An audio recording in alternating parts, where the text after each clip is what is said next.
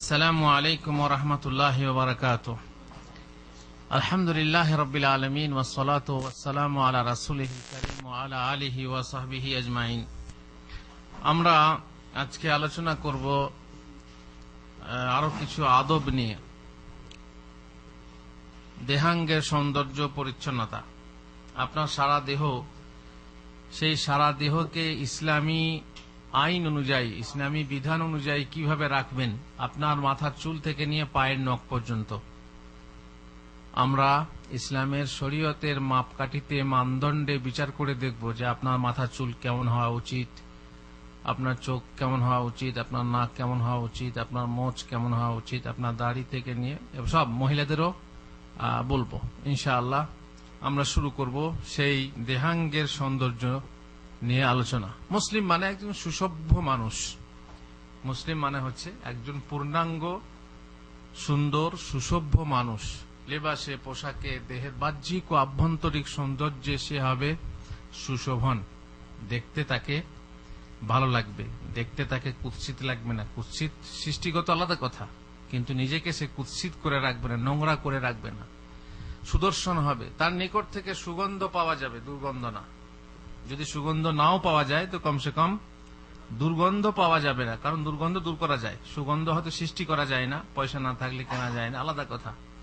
কিন্তু কমসে কম দুর্গন্ধ যাতে না থাকে, আর তার জন্য পানি আছে। না পাওয়া গেলে অন্তপক্ষে কোন প্রকার দুর্গন্ধ যেন তার কাছ থেকে পেয়ে কোনো মানুষ কষ্ট না পায়, কোনো ফেরেশতা কষ্ট না পান। মুসলিমের আকৃতি, প্রকৃতি হবে কার মতো? আপনি আপনার আকার কার মতো করতে চান? কোন প্লেয়ারের মতো, কোন হিরোর মতো, নাকি কোন নেতার মতো? নিঃসন্দেহে পৃথিবীর সবচাইতে বড় সভ্য মানুষ তিনি, যিনি তার সর্ব আচরণে মহান সৃষ্টিকর্তার কাছে সবার চেয়ে প্রিয় ছিলেন। কে তিনি? তিনিই হবেন প্রত্যেক মুসলিমের সকল বিষয়ের নমুনা ও আদর্শ। লাকাদ কানা লাকুম ফি রাসূলিল্লাহি উসওয়াতুন হাসানাহ লিমান কানা ইয়ারজুল্লাহ ওয়াল ইয়াউমাল আখিরা ওয়া যাকারাল্লাহা কাসীরা। তোমাদের জন্য রাসূলুল্লাহ সাল্লাল্লাহু আলাইহি ওয়াসাল্লামের চরিত্রের মধ্যে রয়েছে উত্তম আদর্শ। উত্তম আদর্শ তোমাদের মধ্যে যে আল্লাহ ও পরকালে আশা বা বিশ্বাস বা ভয় রাখে এবং অধিকাধিক আল্লাহকে স্মরণ করে। তাহলে আপনার আদর্শ কে হওয়া উচিত? মুহাম্মদুর রাসূলুল্লাহ সাল্লাল্লাহু আলাইহি ওয়াসাল্লাম। প্রত্যেক জিনিস যা তৈরি করা তার একটা ছাঁচ হয়। ছাঁচ বোঝেন? ফার্ম যাকে বলে। ইট তৈরি করা হয়, ইটের একটা কি হয়? ডাইস হয়, ফার্ম হয় বা ছাঁচ হয়। যারা কেক তৈরি করে, কেকের একটা ছাঁচ হয়। তারপরে রুটি তৈরি করার ছাঁচ হয়। আপনি আপনাকে তৈরি করবেন এই ছাঁচকে। মুহাম্মদুর রাসূলুল্লাহ সাল্লাল্লাহু আলাইহি ওয়াসাল্লাম, মহান আল্লাহ আমাদেরকে সৃষ্টি করেছেন এবং দুনিয়াতে পাঠিয়েছেন ইবাদতের জন্য। ইবাদত করব, আমাদের ইবাদতের বিভিন্ন প্রকার আছে, বিভিন্ন রকম আছে। কিন্তু আমাদের দেহ কেমন হবে সে ব্যাপারেও বিধান দিয়েছেন তিনি, যে আমাদেরকে সেই রকম হতে হবে। একটা হাদিসে কুদসিতে আছে। হাদিসে কুদসি কাকে বলে? হাদিসে কুদসি কাকে বলে? আল্লাহ তাআলার বাণী, কিন্তু ভাষাকার? রাসূল সাল্লাল্লাহু আলাইহি ওয়াসাল্লামের। আর কোরআন হলো আল্লাহর বাণী, আল্লাহরই ভাষা, তাই না? আল্লাহর কথা, আল্লাহরই ভাষা। আর বর্ণনা করতে গিয়ে নবী সাল্লাল্লাহু আলাইহি ওয়াসাল্লাম আল্লাহর কথাটাকে বর্ণনা করেছেন, কিন্তু হুবহু সেই ভাষাই না। ঠিক বুঝেছেন? মানে সেই কথাটাই না, কথাটা অন্যভাবে নিজের ভঙ্গিতে প্রকাশ করেছেন। সেই হাদিস, ইন্নাল্লাহা তাআলা কাল, আল্লাহ তাআলা বলেছেন, মান আদা লি ওয়ালিয়ান ফাকাদ আযানতুহু বিল হারব। যে ব্যক্তি আমার ওলির বিরুদ্ধে শত্রুতা পোষণ করবে, আমি তার বিরুদ্ধে যুদ্ধ ঘোষণা করব। দেখলেন হুজুর? ওলি মানে পীর, তাই না? না। ওলি কে? ওলি কাকে বলে? ওলি মানে কি? ওলি মানে অভিভাবক, ওলি মানে বন্ধু। আল্লাহর ওলি মানে আল্লাহর অভিভাবক তো হয় না, বরং আল্লাহই হচ্ছেন মুমিনদের ওলি। আল্লাহু ওয়ালিউল্লাযিনা আমানু। তাহলে আল্লাহ যখন ওলি হবে তখন আল্লাহ হবেন কি? বন্ধু বা অভিভাবক। আর মানুষ যখন আল্লাহর ওলি হবে তখন কি হবে? আল্লাহর অভিভাবক। এটা তো হতেই পারে না। আল্লাহর বন্ধু, সত্য আল্লাহর বন্ধু কারা? আলা ইন্না আউলিয়া আল্লাহি লা খাউফুন আলাইহিম ওয়া লা হুম ইয়াহজানুন আল্লাযীনা আমানু ওয়া কানু ইয়াত্তাকুন। শোনো, আউলিয়াদের, আল্লাহর আউলিয়াদের কোনো ভয় নেই, কোনো শঙ্কা নেই, কোনো দুঃখ নেই, কোনো দুশ্চিন্তা নেই, কোনো দুর্দশা নেই। তারা দুশ্চিন্তাগ্রস্ত হবে না। কারা? আল্লাযীনা আমানু, যারা ইমানদার, যারা মোমেন। মোমেন যাকে বলে, ইমানদার যাকে বলে, এ নয় যে ইমান সে 6টা রুকুন মেনে নিল বাকি মানল না, তা তো হলো না। পূর্ণ মুমিন যে, আল্লাযীনা আমানু ওয়া কানু ইয়াত্তাকুন। ঈমান আনার পরে নেক, ঈমান আনলেই তো সে নেক আমল করবে, তাই না? ঈমান আনলেই নেক আমল করবে, আর সেই সঙ্গে তাকওয়ার কাজ করবে। নেক আমল, আর তার সঙ্গে কি থাকবে? আমলের ভিতরে কি থাকবে? তাকওয়া থাকবে। তাকওয়া কাকে বলে? তাকওয়া মানে হচ্ছে সাবধানতা, সংযমশীলতা, আল্লাহর ভয়, আল্লাহ ভীরুতা। বুঝতে পারছেন? এক লোক কাজ করতে পারে কিন্তু তার মাঝে তাকওয়া নেই, হতে পারে না? পারে না? একজন আলেম, বড় আলেম হতে পারে কিন্তু তার মাঝে তাকওয়া নেই, হতে পারে না? পারে না? পারে। একটা মহিলা বোরকা পড়তে পারে কিন্তু তার সাথে লেবাসুত তাকওয়া নেই, তাকওয়া নেই, তাহলে সে মহিলা পর্দা হবে? অবশ্যই হবে না। সে একদিন না একদিন উলঙ্গ হয়ে যাবে, পর্দার ভিতরেও সে ন্যাংটা হয়ে যাবে। তাকওয়া হচ্ছে একটা জরুরি জিনিস, তাকওয়া অতিরিক্ত জিনিস। অতএব যার, যে মোমেন এবং যার তাকওয়া থাকবে সে আল্লাহর ওলি, আল্লাহর বন্ধু। আর যার যত বেশি তাকওয়া হবে সে তত বেশি বড় আল্লাহর ওলি। আল্লাযীনা আমানু ওয়া কানু ইয়াত্তাকুন। অতএব মুত্তাকি, পরহেজগার মানুষই হচ্ছে আল্লাহর ওলি, আল্লাহর বন্ধু। তো আমার ওলির বিরুদ্ধে, আমার বন্ধুর বিরুদ্ধে যে ব্যক্তি শত্রুতা পোষণ করবে, তাকে শত্রু মনে করবে, তাহলে তার বিরুদ্ধে আমি কি করব? যুদ্ধ ঘোষণা করব। আল্লাহর সঙ্গে যুদ্ধে কেউ পারবেন? আল্লাহুল মুস্তাআন। আল্লাহর বন্ধু, আল্লাহর বন্ধুর সাথে, আর এমনি আপনি জানেন যে আপনি মানুষের সঙ্গে বন্ধুত্ব করবেন কিসের খাতিরে? আল্লাহর খাতিরে, আল্লাহর সন্তুষ্টির জন্য। কেন তাকে ভালোবাসেন? যেহেতু আল্লাহ তাকে ভালোবাসেন এবং সে আল্লাহকে ভালোবাসে, তাই না? এছাড়া অন্য উদ্দেশ্যের বন্ধুত্ব বেকার, তাই না? আল্লাহ খিল্লাউ বাদুহুম ইয়াউমাইযিন বাদুহুম লিবাদিন আদু ইল্লাল মুত্তাকুন। কিয়ামতের দিনে সমস্ত বন্ধুত্ব বিচ্ছিন্ন হবে কিন্তু মুত্তাকিনদের না। কিয়ামতের দিনে আরো সে 7 প্রকার ব্যক্তি ছায়া পাবে। কে বলতে পারবে এক নিঃশ্বাসে 7 প্রকার ব্যক্তি? যাক, মোট কথা হলো যে আল্লাহর সন্তুষ্টি লাভের জন্য যে 2 ব্যক্তি বন্ধুত্ব স্থাপন করবে, অন্য জন্য না। আপনি বিবাহ বন্ধনে আবদ্ধ হবেন এক মহিলার সাথে কিংবা এক পুরুষের সাথে। আপনি এক পুরুষকে পছন্দ করেছেন, কেন করেছেন? আপনি এক মহিলাকে পছন্দ করেছেন, কেন করেছেন? এমনিতেই জানেন বিবাহ হওয়ার কারণ কয়টা? মানে ভালো লাগা থেকে ভালোবাসা হয়। তো ভালোবাসা, অবৈধ ভালোবাসার কথা বলছি না, বৈধ ভালোবাসা। বিয়ের মাধ্যমে আপনি তার সঙ্গে ভালোবাসা স্থাপন করবেন। কয়টা কারণে? 4টে কারণে। 4টে কারণ হলো ভালো লাগা। এই 4টেই যদি পাওয়া যায় ভালো লাগার কারণ, আল্লাহু আকবার, তাহলে তো ভালোবাসা হবেই। কিন্তু 4টের মধ্যে যদি কম থাকে, যদি একটা কম থাকে, 2টো কম থাকে, 3টে কম থাকে, মাফি মুশকিল। কিন্তু একটা কম হলে হবে না। যদি একটা মাত্র পাওয়া যায়, সেটা কি? দিনদারি। তার রূপ না থাক, তার ধনমাল না থাক, তার বংশ মর্যাদা না থাক, তার সামাজিক স্ট্যাটাস না থাক, সামাজিক মর্যাদা না থাক, তার পদ বা গদি না থাক, সে সাধারণ লোক হোক, সে দুর্বল লোক হোক, কিন্তু তার কি আছে? দিনদারি আছে। তো সেই দিনদারির ভিত্তিতে আপনি তার সঙ্গে বন্ধুত্ব স্থাপন করবেন, তাকে জামাই করবেন, তাকে বউ করবেন, তাকে স্ত্রী বানাবেন, তাকে বন্ধু বানাবেন। এখন এই ব্যক্তি নিশ্চয়ই যাকে আপনি পছন্দ করছেন, কার ভিত্তিতে? আল্লাহর সন্তুষ্টির ভিত্তিতে, তাহলে নিশ্চয়ই সে আল্লাহর বন্ধু, তাই না? যেহেতু আল্লাহ তাকে পছন্দ করেন। আপনি কেন পছন্দ করলেন? যেহেতু আল্লাহ তাকে পছন্দ করেন। এই জন্য আছে মান আহাব্বা লিল্লাহ ওয়া আবগাযা লিল্লাহ ওয়া আ'তা লিল্লাহ ওয়া মানা'a লিল্লাহ ওয়া আনকাহা লিল্লাহ ফাকাদ ইসতাকমালাল ঈমান। যে ব্যক্তি আল্লাহর ওয়াস্তে বন্ধুত্ব করে আর আল্লাহর ওয়াস্তে শত্রুতা করে, আল্লাহর ওয়াস্তে দেয়, আল্লাহর ওয়াস্তে দেয় না, আল্লাহর ওয়াস্তে বিবাহ দেয়, তার ঈমান কি? পরিপূর্ণ ঈমান। আল্লাহর ওলি হতে চান? এই 4টে কাজ আছে, বাস। যদি আপনি দেখেন আপনার দেওয়া এবং না দেওয়া কার জন্য, মানে আপনি দিচ্ছেন, এক জায়গায় দিলেন 10,000 টাকা দিলেন, কার জন্য দিলেন? অমুক জায়গায় বন্যা এলো, বন্যায় দুর্গতদের জন্য 10,000 টাকা বিলি করলেন, কি জন্য? ভোটের জন্য তো নয়, না আল্লাহর জন্য দিলেন। কিসের জন্য দিলেন? আপনি দেখেন আপনি আল্লাহর ওলি কিনা আপনি নিজে পছন্দ করতে পারবেন।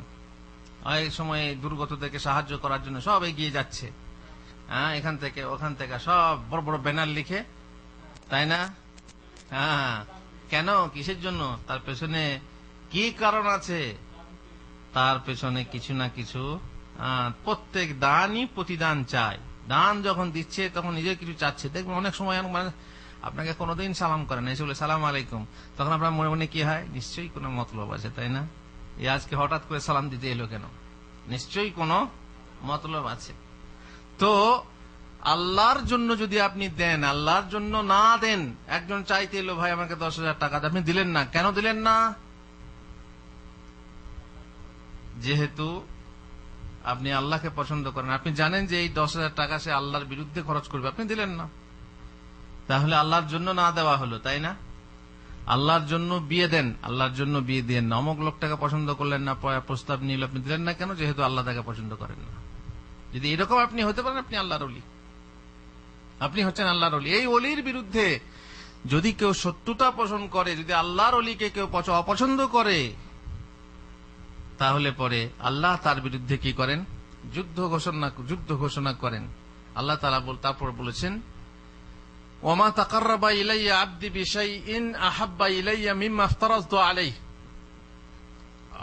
বান্দা যা কিছু দিয়ে আমার নৈকট্য লাভ করে থাকে, তার মধ্যে আমার নিকট প্রিয়তম হলো সেই ইবাদত যা আমি তার উপর ফরজ করেছি। আল্লাহ কোন ইবাদতকে বেশি পছন্দ করেন? যে ইবাদতকে আল্লাহ ফরজ করেছেন মানুষের উপরে, সেটাই বেশি জরুরি, তাই না? নফলগুলো তো পরে করবেনই। আল্লাহর ওলি হতে গেলে আরো কিছু করতে হবে, কিন্তু আল্লাহর কাছে সবচেয়ে পছন্দনীয় কোনটা হলো?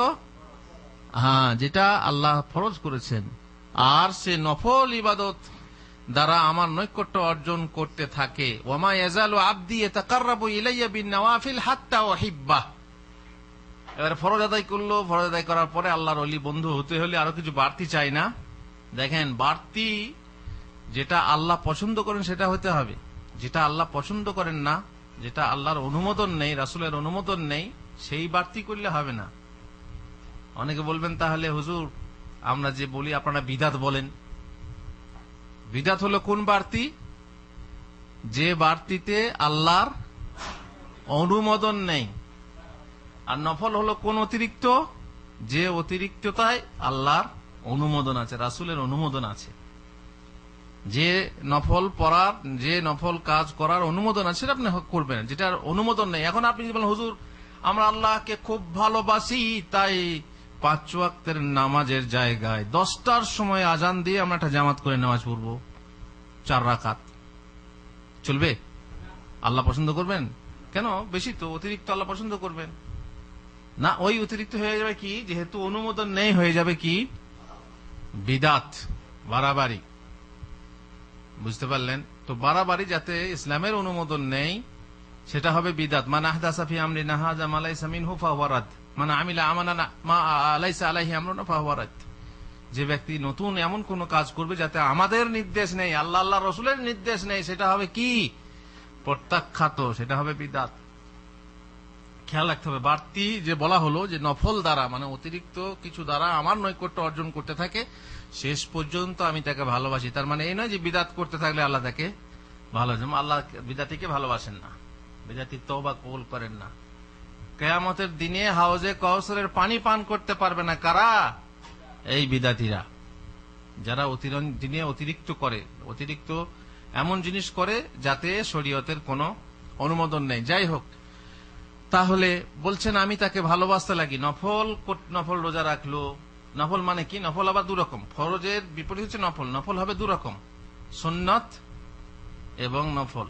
সুন্নতে মুআক্কাদা আছে, আবার আম নফল আছে। আম নফল কাকে বলে? আমি নামাজ দিয়ে উদাহরণটা দিচ্ছি। মনে করুন মাগরিবের আগে 2 রাকাত নামাজ, এটা কি ফরজ না নফল? নফল।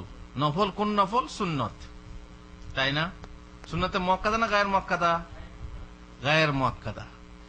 মাগরিবের পরে যে 2 রাকাত নামাজ সুন্নত, এটা কই? সুন্নতে মুআক্কাদা। মাগরিবের পর বসে আছেন, ভাবলেন তাসবিহ তাহলিল করছেন, 2 রাকাত নফল পড়ি, এটা হলো সুন্নত না, যেহেতু এই সময় আল্লাহ নবী নামাজ পড়েছেন বলে প্রমাণ নেই। অতএব 2 রাকাত নফল যদি আপনি পড়েন, এটা হবে আম নফল। নিষেধ আছে না? আপনি আম নফল পড়তে পারেন, আম নফলের অনুমতি আছে। কিন্তু যদি কেউ বলে মাগরিবের পরে 6 রাকাত সালাতুল আওয়াবিন আছে, শুনেছেন আপনারা? শুনেছেন মাগরিবের পরে সালাতুল আওয়াবিন আছে? এ হাদিস সহিহ না। সালাতুল আওয়াবিন হিনা তারমুদুল ফিসাল, যখন উটের বাচ্চার পায়ের তলার বালু গরম হবে, তখন হচ্ছে সালাতুল আওয়াবিন।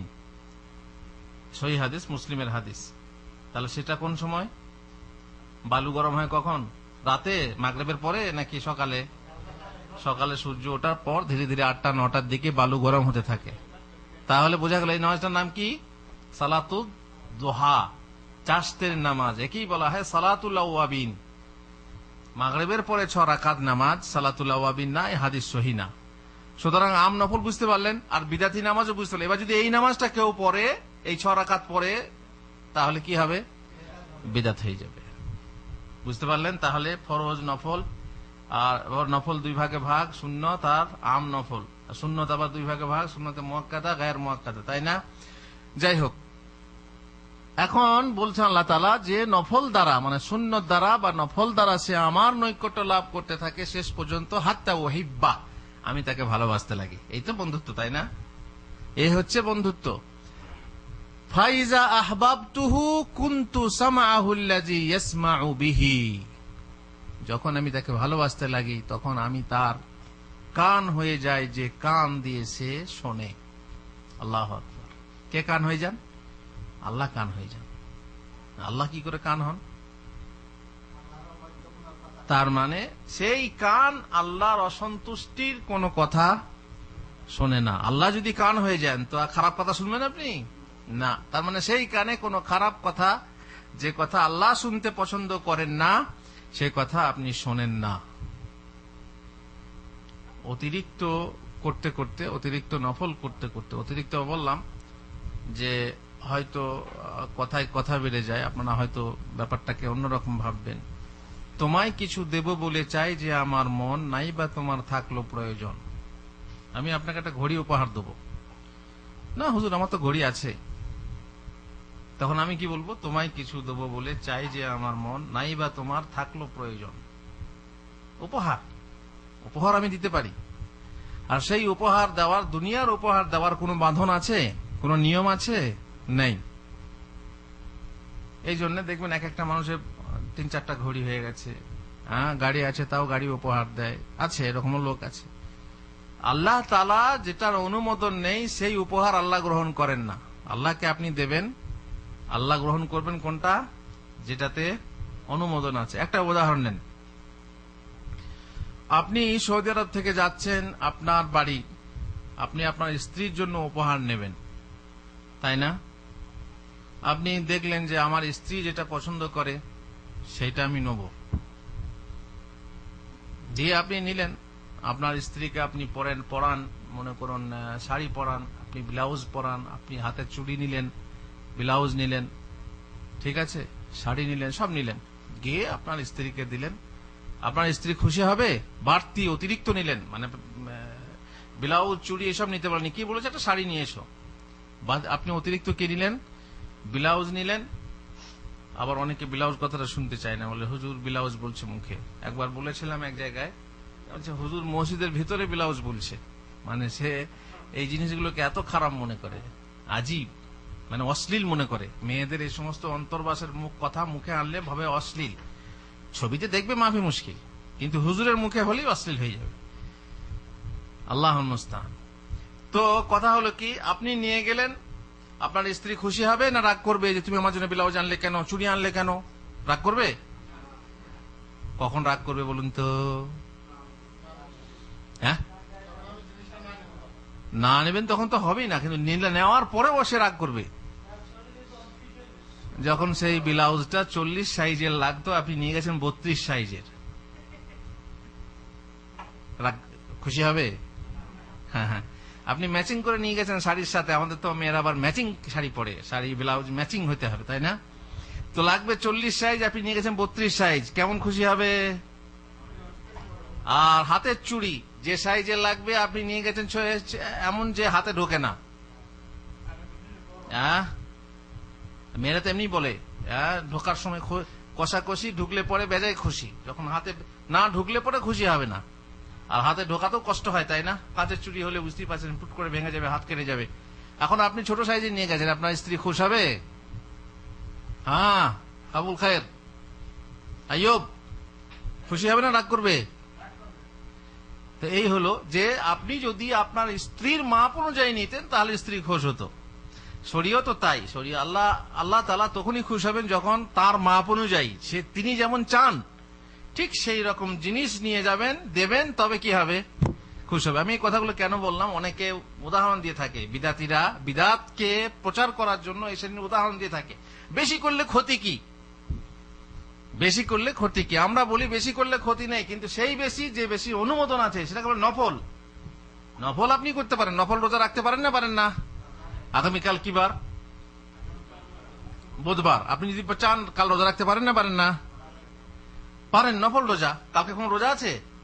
বৃহস্পতিবার নয় যে কাল রোজা আছে, কিংবা সোমবার নয় যে সেখানে সুন্নত রোজা আছে, তাই না?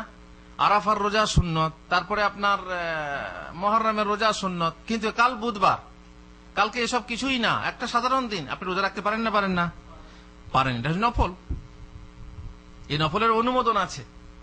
আর বলা হয়েছে নফল রোজা যে যত বেশি রাখবে তার তত তো সব আছে, তাই না? নফল রোজার সব আছে, কিন্তু যার অনুমোদন নেই, এই যেমন বললাম আপনি 10টার সময় আজান দিয়ে জামাত করবেন, হবে? এটা অতিরিক্ত জিনিস হয়ে যাচ্ছে।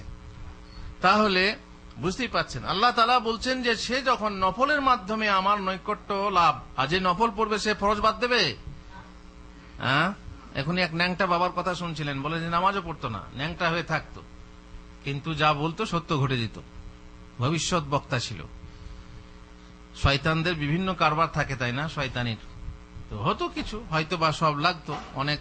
অনেক পাখি উড়ছে, তীর মেরে দিলাম, এখন ঝাঁক পাখি মারলাম, তীর লাগলো না লাগলো, লোকে বলবে বীর, হ্যাঁ মারলাম, একটা তো লাগবেই, লেগে যায়, বাস আল প্রচার হয়ে যায়। কিন্তু শেষকালে দেখা যায় যে সব কথা লাগছে না, সব কথা ঠিক হচ্ছে না। তবুও মানুষ, ওই যে বলো না, অধিকাংশ মানুষ হচ্ছে কি মূর্খ, অজ্ঞ, জাহেল, তারা সস্তায় বস্তা লাভ করতে চায়। আপনার ছেলেটার অসুখ কোথায় ভালো হলো না, যদি বাই চান্স গিয়ে ওখানে ভালো হয়ে যায় ন্যাংটা বাবার কাছে, ন্যাংটা বাবার পেশাব খেয়ে, তাহলে তো ন্যাংটা বাবার পেশাব পবিত্র হয়ে যাবে, তাই না? আল্লাহুল মুস্তাআন। মানুষের এই বিশ্বাস, অন্ধবিশ্বাস, কুবিশ্বাস আর অমূলক বিশ্বাস মানুষকে ধ্বংস করে। এখন আল্লাহ তাআলা কি হয়ে যান? কুনতু সামাআহুল্লাযী ইয়াসমাউ বিহি, সেই ওলি, সেই বন্ধুর আল্লাহ তাআলা কি হয়ে যান? কান হয়ে যান। ওয়া বাসারাহুল্লাযী ইউবসিরু বিহি, কান হয়ে যান মানে কি? যে আল্লাহ তাআলা যে জিনিস শুনতে পছন্দ করেন না সে তা শোনে না। আমি তার চোখ হয়ে যাই, যে চোখ দিয়ে সে দেখে। তার মানে আল্লাহ চোখ হয়ে যান মানে সে চোখে সে জিনিস দেখে না যে জিনিস দেখতে আল্লাহ অপছন্দ করেন। ওয়ায়াদাহুল্লাতী ইয়াবতিশু বিহা, আমি তার হাত হয়ে যায় যে হাত দিয়ে সে ধারণ করে। তার মানে সে হাত দিয়ে সে জিনিস ধারণ করে না যে জিনিস ধারণ করতে আল্লাহ তাআলা অপছন্দ করেন। ওয়ারিজলাহুল্লাতী ইয়ামশি বিহা, আমি তার পা হয়ে যায়। নাউজুবিল্লাহ, আল্লাহ কি পা হন নাকি? না, উদ্দেশ্যটা কি? যে আমি তার পা হয়ে যাই মানে সে সেই পথে চলে যে পথে চলতে আল্লাহ পছন্দ করেন। ওয়াইন সাআলানি আ'তিয়ান্না, সে যদি চায় অবশ্যই আমি তাকে দান করি। ওয়ালাইন ইস্তাআযানি লাউইযান্না, সে যদি আমার কাছে আশ্রয় চায়, পানাহ চায় কোনো জিনিস থেকে, আমি তাকে পানাহ দান করি। বুঝতে পারলেন? এখান থেকে হাদিসটা বলার উদ্দেশ্যটা কি, আজকে কি বিষয় ছিল? আপনার শরীর কেমন হবে। তো এখানে কয়েকটা এলো, আপনার কান, আপনার চোখ, আপনার হাত, আপনার পা। আপনি বাকিগুলো আন্দাজ করে নেন, অনুমান করে নেন কেমন হবে, যেমন যেমন সৃষ্টিকর্তা পছন্দ করেন। তিনি সৃষ্টি করেছেন সবকিছুই, চুল থেকে নিয়ে পায়ের নখ পর্যন্ত। আমরা দেখবো ইনশাআল্লাহ আল্লাহ কিভাবে পছন্দ করেন। আর রাসূলুল্লাহ সাল্লাল্লাহু আলাইহি ওয়াসাল্লাম আমাদের আদর্শ, সেই আদর্শ অনুযায়ী আমাদের কেমন হওয়া উচিত সেইগুলি খেয়াল করব। এই জন্য এখানে এই হাদিসটা পেশ করার উদ্দেশ্য হলো যে আমাদের এসব কিছু হবে কার সন্তুষ্টি মতো? আল্লাহর সন্তুষ্টি মতো। কার পছন্দ মতো? আল্লাহর পছন্দ মতো। এখন যদি আল্লাহর পছন্দ আর অন্য পছন্দের সাথে সংঘর্ষ বাধে, মানে আল্লাহ একরকম চাচ্ছেন আর আরেকজন কেউ অন্যরকম চাচ্ছে, যেমন নবী চাচ্ছেন একরকম আর বিবি চাচ্ছেন একরকম, তো কোনটা প্রাধান্য পাবে? আপনি যদি আল্লাহর ওলি হন, কোনটা প্রাধান্য পাবে? আপনি মাশাআল্লাহ এত সুন্দর দাড়ি রেখেছেন, দাড়ি রেখে বিয়ে করলেন, বিয়ে কর বাসর রাতে বললেন হ্যাঁ আপনার সবই ঠিক আছে, কিন্তু এখন থেকে দাড়ি রাখলে কেমন বুড়া বুড়া লাগে, পরে রাখবেন। আপনি দেখলেন নরম নরম কথা বলছে, তা ঠিক আছে পরে রেখে নেবো না হয়, দিয়ে সকালবেলা একদম সত্য ঘটনা, আমাদের এক সাথী সহপাঠী বিবাহ হলো, সুন্দর দাড়ি। দাড়ি যখন নতুন নতুন বের হয় তখন নরম থাকে, পরে তো কড়া হয়ে যায়।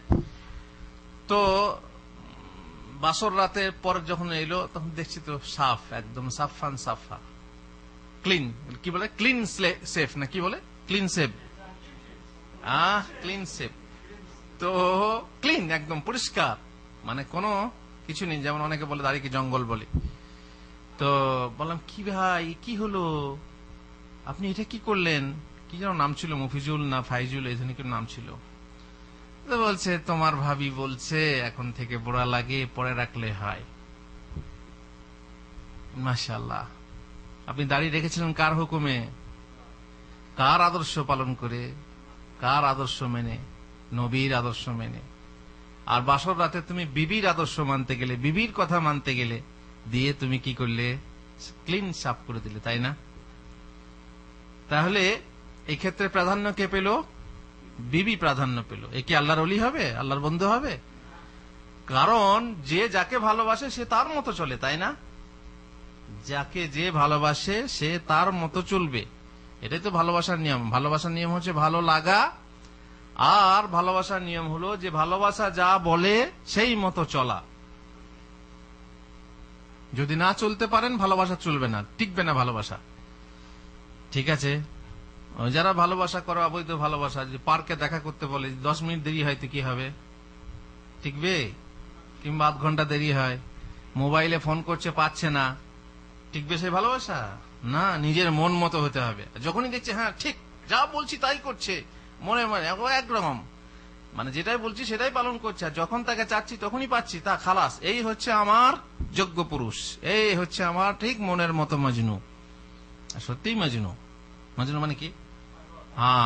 প্রেম পাগল। যাই হোক, কথা হলো কি যে আপনি আপনার জীবনটাকে গড়বেন আল্লাহর সন্তুষ্টির জন্য, রাসূলের আদর্শ অনুযায়ী, এবং সেখানে অন্য কাউকে প্রাধান্য দেবেন না। আর একটা কথা বলে রাখি এখানে, যেমন লোক দেখানি আমল, কোন সৃষ্টির জন্য কৃত আমল কি হয়? রিয়া হয়। রিয়া মানে কি? ছোট শিরক। আপনি কারো উদ্দেশ্যে, কারো জন্য, কাউকে দেখানোর জন্য দাঁড়িয়ে রাখলেন, এটা কি হবে? ছোট শিরক হবে। তেমনি যদি কাউকে দেখানোর জন্য কিংবা কারো হুকুমে, কোন সৃষ্টির হুকুমে দাড়ি যদি ফেলে দেন, ছেঁচে দেন, সেটা কি হবে? সেটা শিরক হবে না? এটাও সৃষ্টির আনুগত্য হলো, ওটাও সৃষ্টির আনুগত্য হলো। আপনি আল্লাহর আনুগত্য করলেন না, সৃষ্টিকর্তার আনুগত্য করলেন না, আনুগত্য করলেন কার? সৃষ্টির। তো এখানেও শিরক হয়ে যাবে। মোট কথা বুঝতেই পাচ্ছেন, আল্লাহ সেই প্রিয় বান্দা হতে হলে সমস্ত অঙ্গ প্রত্যঙ্গ তাঁরই ইচ্ছা মতো হতে হবে। আমার চুল থেকে নিয়ে পায়ের নখ পর্যন্ত সর্বাঙ্গ শরীর হবে কার? আল্লাহ ও তার রাসূলের দেওয়া বিধান ও নির্দেশ অনুযায়ী আপনার আকার আকৃতিতে অনুকরণ করতে হবে নবী মুহাম্মদ সাল্লাল্লাহু আলাইহি ওয়াসাল্লামের। আজকে এই পর্যন্তই ভূমিকা। ইনশাআল্লাহ আগামী থেকে পুরুষদের দেহ কেমন হবে বলবো, তারপর মহিলাদের কেমন হবে এ কথা বলবো। আপনারা আবার আশা বন্ধ করে দেন না, যারা দাড়ি ফাড়ি রাখেননি বলুন হুজুর দাড়ি ফাড়ির কথা বলবেন, আমরা আর আসবোই না, তাহলে তো মুশকিল। না, আসুন। আপনি হয়তো বলবেন হুজুর দাড়ির কথা, দাড়ি কি জরুরি? দাড়ি জরুরি না হোক, ওয়াজিব তো বটে, তাই না? ওয়াজিব তরক করলে কি হয়? গোনা, কাবিরা গোনা হবে। তাও আবার জরুরি কতটুক সেটাও আপনারা জানেন। যদি আপনারা বলেন একবারে কি ছাড়তে পারো, সেগুলো বলবো পরে, তবু আগে থেকে বলছি আর কি, যাতে করে আপনারা আবার দাস বাদ না দেন। এই এক মুঠি একে বলে, অনেকে আবার এখান থেকে মুঠি ধরে, চালাক কত, এখান থেকে মুঠি ধরে, যে ছোট ছোট রাখে না, তা না, থুতুনির নিচে থেকে এক মুঠি। সাহাবারা কেটেছেন, আপনি কাটতে পারেন, এতটুকু কাটতে পারেন, কিন্তু উত্তম কি নিজের অবস্থায় ছেড়ে দেওয়ার। যেহেতু রাসূলুল্লাহ সাল্লাল্লাহু আলাইহি ওয়াসাল্লাম বলেছেন আতলিকুল লিহা, দাড়িকে ছেড়ে দাও। সে সব কথা পরে বলবো, আজকে কেন বললাম, যাতে করে আপনারা ঘাবড়ে না যান। আল্লাহ তাআলা আমাদেরকে তৌফিক দেন যেন আমরা দ্বীনি শিক্ষার ফরজ পালন করি। দ্বীনি শিক্ষা এটা ফরজ, তাই না? ফরজ পালন করার জন্য যদি মাকতুবুদ দাওয়াতে আসতে হয়, আসতে হবে, কষ্ট হলেও আসতে হবে। অনেকে হেঁটে আসছেন, অনেকে সাইকেল নিয়ে আসছেন, অনেকে রোদে বাতাসে শীতে গরমে সবসময় আসছেন। তারা জানেন যে দ্বীনি শিক্ষা করা হচ্ছে ফরজ, সেই ফরজ পালন করতে আসছেন। যারা গরজ মনে করে তাদেরকে বাসে করে এনেও পারা যাচ্ছে না, খাবার দিয়েও পারা যাচ্ছে না, বুঝতে পারছেন? তাদের মনে আসলে এই ফরজ পালনের দায়িত্ব জ্ঞান নেই। তারা ভাবছে যে হচ্ছে গরজ, আর হতে পারে এটাও ভাবছে যে মাকতুবুদ দাওয়ায় যে শিক্ষা দেওয়া হয়, যেমন সেদিনে ইউসুফ বলছিল, এ হচ্ছে সরকারি শিক্ষা, এ হচ্ছে ওয়াহাবি শিক্ষা, এতে ঈমান নষ্ট হয়ে যাবে, ঈমান নষ্ট হয়ে যাবে। এরা যে শিক্ষাগুলো দিচ্ছে আমাদের দেশের সাথে মিলে না, নাও মিলতে পারে। তো বলছে মিলে না যেহেতু, অতএব এদের হচ্ছে নকল। সৌদি আরবে ইসলাম হচ্ছে নকল, এদের সব নকল সোনা, আর খাঁটি সোনা আছে তো আমার দেশে আছে, আমার বাংলাদেশের মাটিতে আছে। সৌদি আরবে সব নকল, ভুল, আমাদের দেশে খাঁটি।